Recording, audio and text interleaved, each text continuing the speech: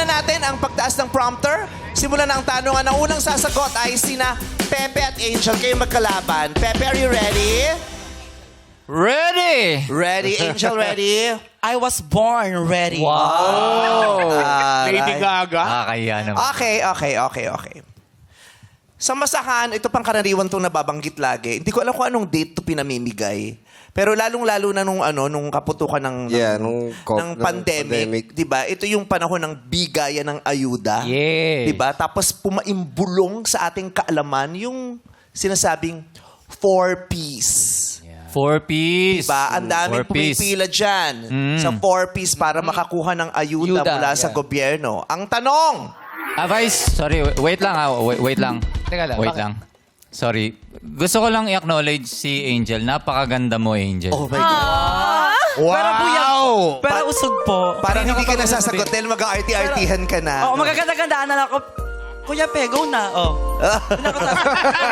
Kanina ko pa gustong sabihin parang hindi ako mapapakali kung hindi ko nasabi. Tawa mo. Oh my God. Tama yan. Sabihin mo na kung anong nararamdaman Yes. mo. baka Maraming wala na ibang salamat. Thank you. chance. Thank you so much, Ganda. Kuya Pe, kasi may mga taong hindi nakakaintindi kung ano yung kahalagahan ng ganda namin mga transgender. Oh, wow. So, thank you so much po. Lalong magkakahalaga yung You're ganda very niya kung welcome. masasagot mo ang katanungan na ito. Yes, Ang okay, tanong, go. ano ang ibig sabihin ng 4Ps? Yes, Pepe. Coach me. 4 piece. Patience. Pagkain. Ay. Ano pa? Patience, pagkain. Hindi nasagot ni Pepe. Ang tanong kung ano ibig sabihin ng 4 na letrang P, yung 4Ps. So, bibigyan natin ng pagkakataon si Angel na napakaganda. Angel, anong ibig sabihin ng 4Ps? Ano yung 4 na P? Wala siyang kwenta magbulong.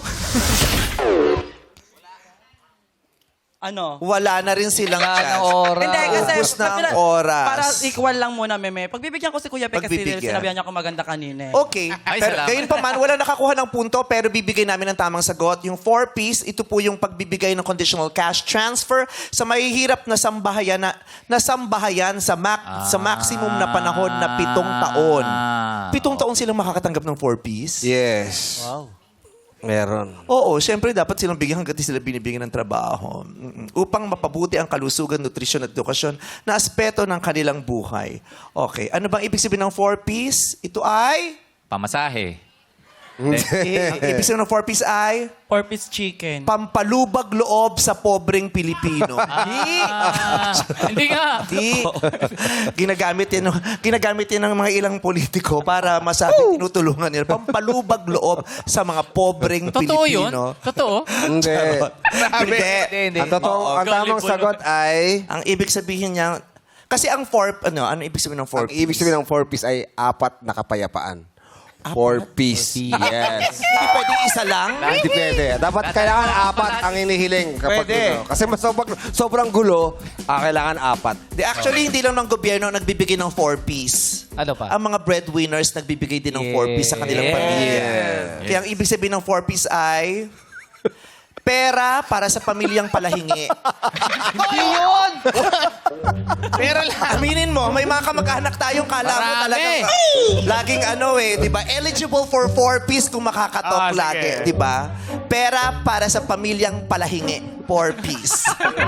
Yung obligadong-obligado ka. Di ba? Kasi nga breadwinner. Kasi nasanay mo eh. Oo, Minsan hindi ka oo. makapagbigay ang sama-sama na ng Correct. ugali mo bigla. Pero ito, habang nagpapa-fresh si Neri sa kanyang cellphone, ito ang ating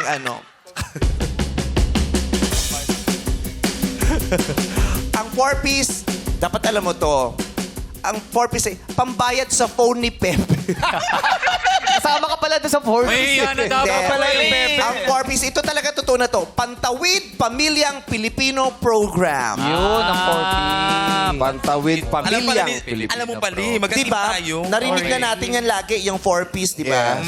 Pero hindi talaga natin inaalam ano ba Ano yung yung ibig sabihin ng kahulugan? 4Ps. So sa karagdagang kaalaman nating lahat, dahil ito ay pangmasa, ang 4Ps ay Pantawid Pamilyang Pilipino Program. Yun. Ganon!